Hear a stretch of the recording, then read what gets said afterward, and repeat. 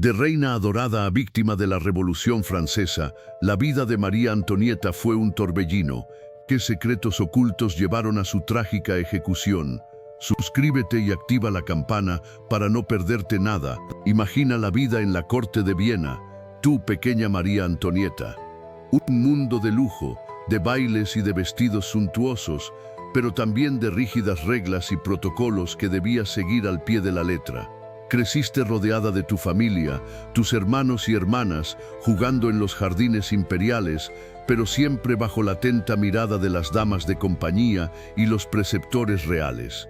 La educación de una princesa era rigurosa, preparándote para un futuro que, aún sin saberlo, te llevaría lejos de todo lo que conocías. Tus lecciones incluían música, baile, idiomas y, por supuesto, las artes cortesanas. Aprendiste a comportarte con elegancia, a dominar el arte de la conversación y a desenvolverte con gracejo en los salones palaciegos. Pero detrás de la fachada de la princesa perfecta, ¿qué sentimientos albergaba tu joven corazón? ¿Te sentías feliz o la presión de la corte te agobiaba incluso desde tan temprana edad? Quizás las pinturas y retratos que se pintaban de ti reflejan solo una parte de la verdad. Recuerda esos momentos de juego inocente, esos instantes de alegría efímera, antes de que el destino te marcara con un sello imborrable. El futuro te esperaba, un futuro que te llevaría a la corte francesa, a un país diferente, a una vida llena de esplendor, pero también de peligros inminentes. La inocencia de tu infancia austríaca, ese tiempo de juegos y lecciones, se convertiría en un recuerdo lejano, un contraste agudo con la tormenta que se avecinaba. Así que, imagínate, de la corte vienesa, con sus bailes y sus protocolos, te lanzan de golpe a un viaje largo y complicado hacia Francia, un viaje que marca el fin de tu infancia y el comienzo de una vida completamente diferente. Debes dejar atrás a tu familia, a tus amigos, a todo lo que conocías. El futuro es incierto, una nueva corte, nuevas costumbres, un marido que apenas conoces. El miedo y la excitación se mezclan en tu corazón, ¿verdad? Finalmente llegas a Versalles, un palacio inmenso, deslumbrante y a la vez aterrador. Es un mundo de lujo extremo, pero también de intrigas palaciegas. Te encuentras con Luis XVI, tu futuro esposo, un hombre tímido, reservado, quizás un poco torpe, muy diferente a los príncipes encantados de tus sueños. La primera impresión no es la que esperabas, ¿no? El encuentro es formal, protocolario. Hay miradas nerviosas, intercambios de palabras cuidadosamente elegidas. No hay chispas ni pasión a primera vista, como en los cuentos de hadas. La realidad del matrimonio arreglado, la presión de las cortes, la responsabilidad que recae sobre tus hombros, todo eso pesa mucho más que los vestidos de seda y las joyas que te adornan. Y de repente, ahí estabas tú, en Versalles. Después del largo viaje, la inmensidad del palacio te debía de haber dejado sin aliento. Imagina, oro por todas partes, espejos reflejando una luz artificial que parecía desafiar a la del sol, cientos de sirvientes moviéndose con una precisión casi mecánica, un choque cultural brutal después de la austeridad vienesa, ¿verdad? Te enseñaron las reglas de etiqueta, un laberinto de protocolos que parecían diseñados para confundirte. Cada movimiento, cada palabra, cada mirada tenía un significado oculto que tardaste en descifrar. Debiste sentirte como un pájaro enjaulado, aunque la jaula fuera de oro. Aprendiste rápidamente que la vida en la corte era una obra de teatro constante, donde cada personaje interpretaba su papel a la perfección. La adaptación no fue fácil. La soledad, a pesar de estar rodeada de gente, debió ser abrumadora. Extrañabas tu familia, tu hogar, la familiaridad de la corte vienesa. Pero poco a poco fuiste aprendiendo a navegar este nuevo mundo, a descifrar sus códigos, a construir alianzas y a encontrar tu lugar en este complejo juego de poder. La joven princesa se convirtió en reina, aunque la corona pesara más de lo que imaginabas. Pero la vida en Versalles no era solo lujo. Imagina la presión constante. Cientos de ojos te observaban, cada movimiento, cada palabra analizada. Debías cumplir con un protocolo riguroso, aprender las complejidades de la corte, las intrigas, las alianzas, las rivalidades, todo un universo de reglas y etiquetas que te esperaban. Tus días estaban llenos de ceremonias, audiencias, bailes y la constante necesidad de mantener una imagen impecable. Las horas se deslizaban entre el vestirse con suntuosos vestidos, los elaborados peinados y maquillajes, las interminables conversaciones con nobles que buscaban tu favor. Era un torbellino de actividad que te dejaba agotada, pero que también te ofrecía momentos de esplendor. A pesar del brillo, la soledad te acechaba. En medio de tanta gente, te sentías a veces aislada, lejos de tu familia y tu país natal. La presión de ser reina, de satisfacer las expectativas de la corte francesa, era inmensa. El peso de la corona, aunque de oro, era pesado y a veces te preguntabas si valía la pena. Pero imagina ahora a María Antonieta, más allá del protocolo.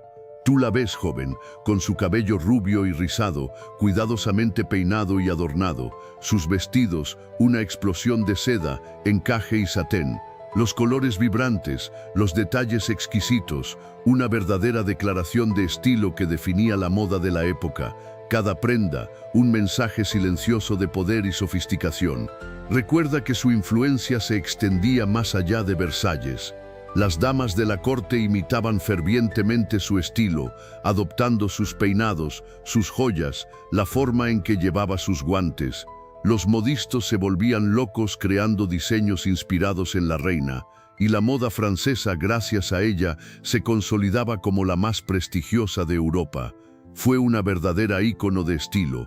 Piensa en los detalles, el maquillaje sutil, el uso estratégico del polvo de arroz, el cuidado extremo de su piel.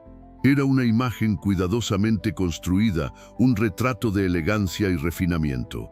Pero detrás de esa imagen perfecta se ocultaba una mujer joven, sometida a una presión inmensa, luchando por encontrar su lugar en un mundo que la observaba con lupa. Pero esa vida de lujo, tú lo sabes, ocultaba una vorágine de intrigas. En la corte de Versalles, cada susurro era una daga, cada sonrisa una máscara. Recuerda que María Antonieta, siendo austríaca, siempre fue vista con recelo por algunos nobles franceses, que veían en ella una amenaza a su poder e influencia. Había rivalidades constantes por el favor real, luchas de poder entre familias nobles que buscaban ascender en la escala social. Tú te imaginas el ambiente, chismes, conspiraciones, alianzas quebradizas. La reina no estaba sola en sus luchas, tenía aliados, claro, pero también muchos enemigos. Algunos la odiaban por su origen extranjero, otros por su supuesta frivolidad y derroche, y muchos más por la creciente impopularidad de la monarquía. La tensión social en Francia era palpable, y María Antonieta, en el centro de todo, se convertía en un blanco fácil para la creciente ira popular. Las tensiones políticas se reflejaban en la corte. La creciente deuda de Francia, la ineficacia de la monarquía y el descontento generalizado entre el pueblo alimentaban un clima de inestabilidad. Recuerda que la rivalidad entre nobles no era solo un juego de poder superficial, era un reflejo de las profundas divisiones sociales y económicas que estaban a punto de estallar. La corte era un microcosmos de la Francia prerrevolucionaria, un hervidero de ambiciones, resentimientos y secretos. Pero la vida de María Antonieta no era solo intrigas. Tú sabes que la presión por producir un heredero al trono era inmensa. El nacimiento de María Teresa, su primera hija, fue un alivio, pero también una decepción para el rey Luis XVI, que ansiaba un varón. Recuerda la angustia de la corte, la incertidumbre y la especulación que rodeaban a cada embarazo de la reina. Luego llegó Luis José, el delfín. ¡Qué júbilo! La alegría en la corte fue efímera, claro. La presión seguía, porque un solo heredero era poco para la monarquía. Tú puedes imaginarte la alegría inicial, seguida de la misma ansiedad por asegurar la sucesión dinástica. Cada embarazo se convirtió en un evento nacional, cargado de expectativas y temores. Y después nacieron los mellizos, aunque solo uno sobrevivió. La llegada de Sofía, la última hija, fue recibida con menos euforia que el nacimiento del delfín, pero aún significaba otra heredera. Piensa en el peso de la maternidad para María Antonieta, combinando la alegría de ser madre con la constante presión de asegurar la continuidad de la monarquía francesa. Pero el nacimiento de Luis XVII no calmó las aguas. Tú ya sabes que la reina, con su estilo de vida extravagante y su falta de tacto político, se convirtió en un blanco fácil para los chismes. La prensa, ávida de escándalos, exageraba sus gastos, sus fiestas y sus amistades, pintándola como una figura frívola y despreocupada por los problemas del pueblo. Se difundieron rumores sobre sus amantes, sobre su influencia en la corte, sobre su supuesto desprecio por la cultura francesa. Todo contribuía a erosionar su imagen. Estos rumores, amplificados por la creciente tensión social y política, se convirtieron en una poderosa herramienta para sus enemigos. La oposición, tanto dentro como fuera de la corte, utilizó los chismes para desacreditarla y debilitar su posición. Se le acusaba de derroche, de traición, incluso de conspiración contra el rey. Tú te darás cuenta de que la imagen que se proyectó de ella era la de una reina extravagante, insensible y peligrosa, una imagen muy lejos de la realidad, pero terriblemente efectiva. La campaña de difamación fue implacable. Cada pequeño detalle de su vida se magnificaba y se tergiversaba para alimentar la narrativa que la presentaba como una amenaza para Francia. Recuerda que incluso su afición por la moda o sus preferencias en materia de entretenimiento eran retorcidas y usadas en su contra. La maquinaria del rumor, alimentada por el odio y la desconfianza, la convirtió en el chivo expiatorio perfecto para las frustraciones de un pueblo hambriento y desesperado. Tú verás cómo esta imagen pública dañada la llevaría a un destino trágico. Pero tú ya sabes que la vida de María Antonieta no se limitaba a intrigas palaciegas. Le encantaba el lujo, la moda, los bailes y las fiestas. Su pasión por los vestidos, las joyas y los perfumes era legendaria, y sus gastos desmesurados en el Palacio de Versalles alimentaban la ira del pueblo. Mientras la gente pasaba hambre, ella se entregaba a sus placeres, ajena a la realidad que la rodeaba. ¿Te imaginas la indignación? Sus aficiones, que incluían la caza, el teatro y la música, contrastaban brutalmente con la pobreza que azotaba a Francia. Mientras ella disfrutaba de representaciones teatrales privadas y conciertos exclusivos, el pueblo sufría la escasez de alimentos y la falta de trabajo. Este contraste exacerbó el descontento popular, convirtiendo a la reina en el símbolo de la opulencia y la despreocupación de la aristocracia. La construcción del Petit Trianon, un palacio privado en miniatura dentro de Versalles, fue otro ejemplo de su derroche. Mientras los campesinos morían de hambre, ella disfrutaba de un refugio personal de lujo, un símbolo más de la desconexión entre la monarquía y su pueblo. Este gasto, entre muchos otros, fue utilizado por sus enemigos para alimentar la narrativa de una reina frívola y despilfarradora, incapaz de comprender el sufrimiento de su nación. ¿Tú qué piensas? Pero el brillo de Versalles ocultaba una Francia al borde del colapso. Tú ya has visto el lujo desmedido de María Antonieta, ¿verdad? Pues mientras ella disfrutaba de sus fiestas, el pueblo sufría una terrible crisis económica. Los años de derroche real habían vaciado las arcas del Estado, y los impuestos recaían con mayor peso sobre los campesinos y la clase trabajadora, que ya se encontraban en una situación de pobreza extrema. El precio del pan se disparó, provocando hambrunas en todo el país. La gente moría de hambre en las calles mientras la corte vivía en la opulencia. Esta desigualdad, esta brecha insalvable entre ricos y pobres, generó una creciente tensión social. La indignación se acumulaba como pólvora, esperando la chispa que la incendiara. Recuerda que la nobleza, exenta de impuestos, vivía en un mundo completamente separado del resto de la población. Mientras el pueblo se enfrentaba a la miseria, la aristocracia continuaba con su vida de lujos y privilegios, empeorando aún más la situación. Esta injusticia fue el combustible que alimentó la llama revolucionaria, y la reina, con su imagen de frivolidad y despreocupación, se convirtió en un símbolo de todo lo que estaba mal en Francia. Recuerda que mientras María Antonieta vivía en la opulencia, el resto de Francia se hundía en la miseria. La cosecha había fallado, los precios de los alimentos se dispararon y el pueblo, hambriento y desesperado, empezó a cuestionar el poder de la monarquía. Tú viste la opulencia, pero viste también la creciente ira en las calles de París. Esa ira, amigo, sería el detonante de una revolución.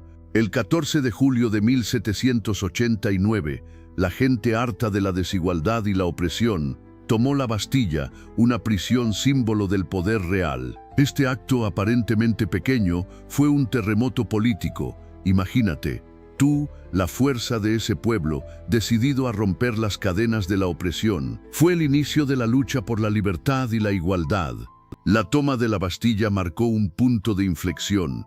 No solo fue un símbolo de la victoria del pueblo sobre la tiranía, sino que también inspiró a otros a unirse a la causa revolucionaria. De repente, la Revolución Francesa ya no era un sueño lejano, sino una realidad palpable. Tú, ¿te imaginas el miedo que se apoderó de la aristocracia en ese momento? Recuerda la tensión, ¿verdad? La gente, harta de la opresión y el hambre, estaba al borde. La Bastilla, símbolo del poder real, se erguía imponente, una fortaleza que representaba todo lo que odiaban. Para ellos, era la prisión de la injusticia, un lugar donde se encarcelaba a cualquiera que se atreviera a cuestionar al rey. Y ese día, el 14 de julio de 1789, la paciencia se acabó. Imagínate la escena. La multitud furiosa, armada con lo que encontraban a su paso, se enfrentaba a los guardias reales. Piedras volaban, los gritos resonaban por las calles y el miedo se mezclaba con la rabia. La Bastilla, que parecía inexpugnable, comenzó a ceder ante la fuerza bruta y la determinación implacable del pueblo. La caída de la Bastilla no fue solo la toma de una prisión, fue un símbolo, un grito de libertad que resonó por toda Francia. Representaba el fin del antiguo régimen, el inicio de una nueva era, llena de esperanza, pero también de incertidumbre. Para ti, ¿qué significó este evento tan trascendental? Y así, tras la caída de la Bastilla, la revolución ya no era un rumor, sino un rugido. Recuerda la imagen de la multitud enfurecida. Ahora imagina a la familia real, encerrada en Versalles, rodeada de una creciente marea de incertidumbre. Ya no eran los reyes absolutos, sino prisioneros en su propio palacio, vigilados de cerca, su libertad, un lujo perdido. Tú mismo puedes sentir el peso de la historia, ¿verdad? El lujo que antes los rodeaba ahora se sentía como una jaula dorada.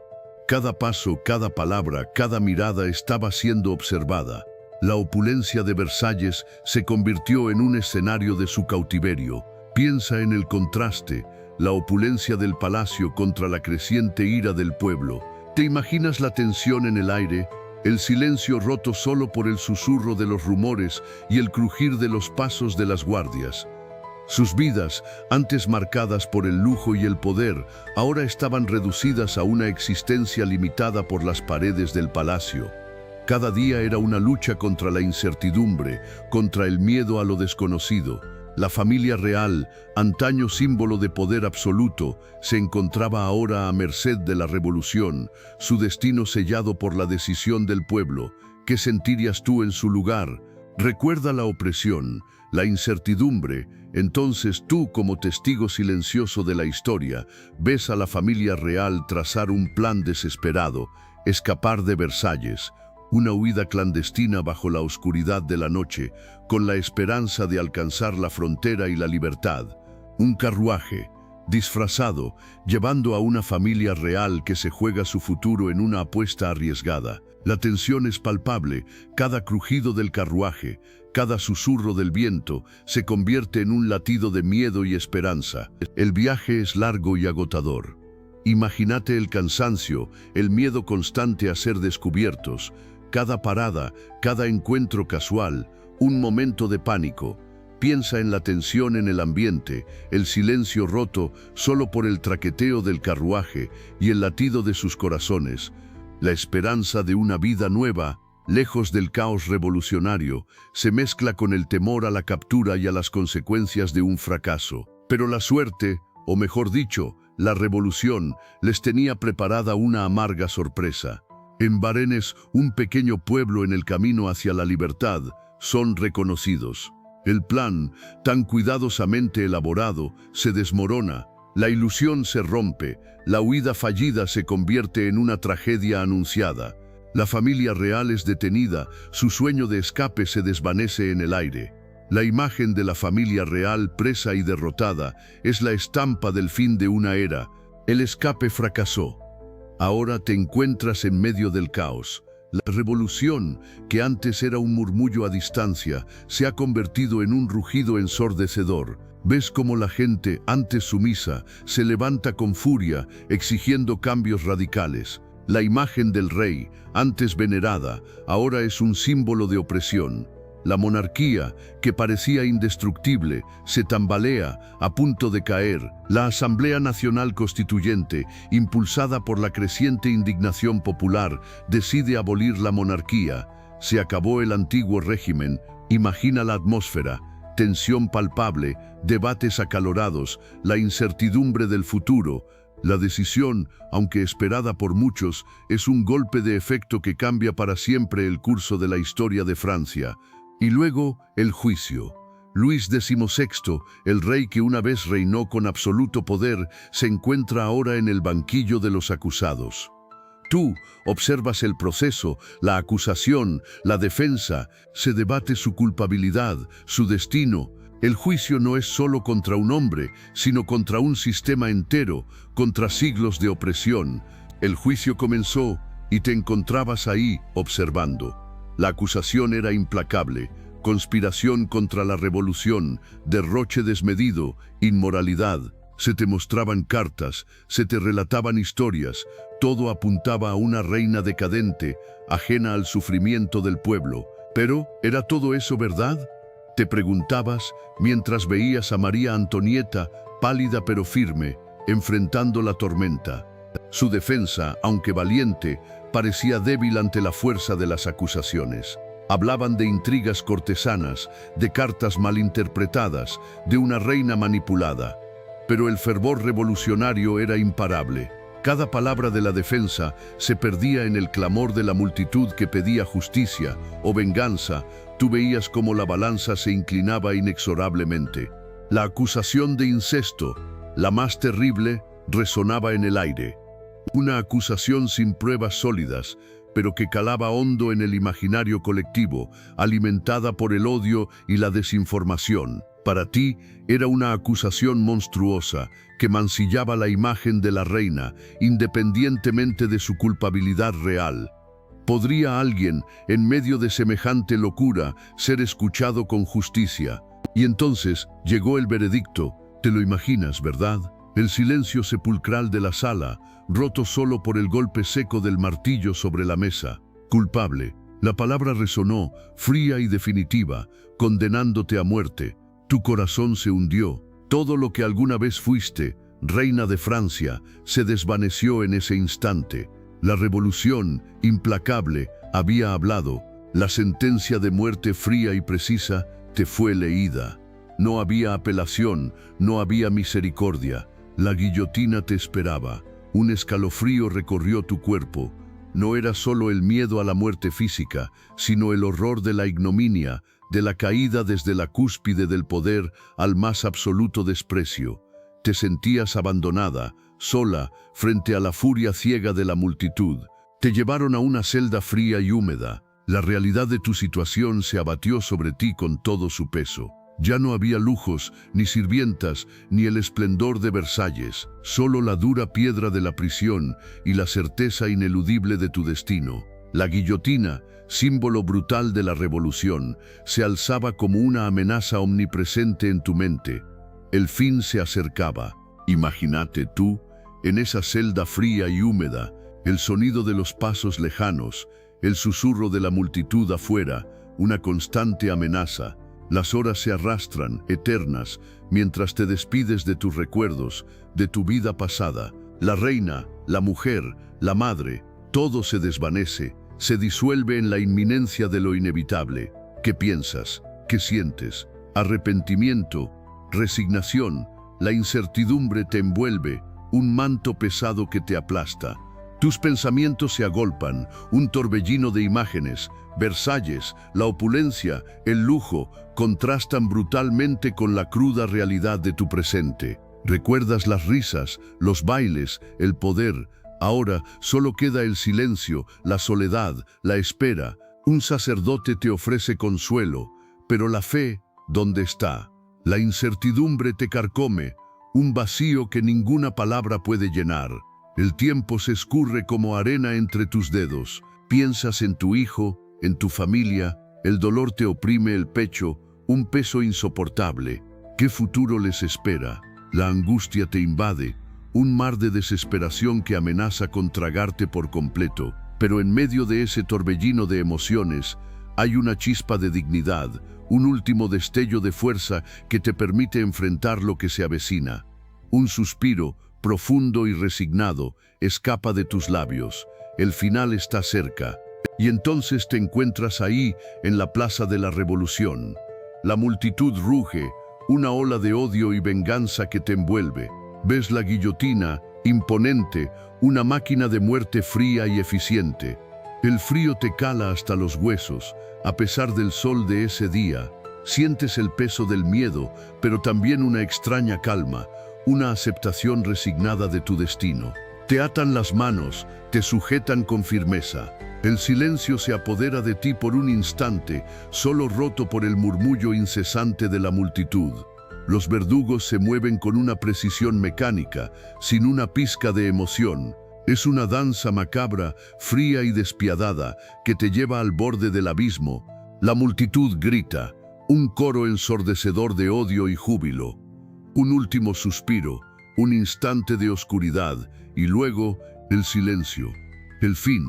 La guillotina ha hecho su trabajo. Tu vida, una vez llena de lujos y privilegios, se ha extinguido en un instante, bajo la mirada fría e implacable de la revolución. Y así, tu historia termina, María Antonieta. Pero tu leyenda apenas comienza. La guillotina calló tu voz, pero tu imagen, una reina joven y desafortunada, se grabó en la memoria colectiva. Te convertiste en símbolo, en un icono, tanto de la opulencia de la monarquía como del fervor revolucionario que la destruyó. Tu vida, llena de lujos y excesos, se contrapuso a la miseria del pueblo francés. Esa contradicción, ese contraste brutal, alimentó la narrativa revolucionaria y te convirtió, quieras o no, en la villana perfecta. Sin embargo, con el paso del tiempo, tu historia se ha revisado, se han matizado las sombras y se ha explorado la complejidad de tu figura. Hoy eres más que una reina ejecutada. Eres un personaje histórico que despierta fascinación y debate.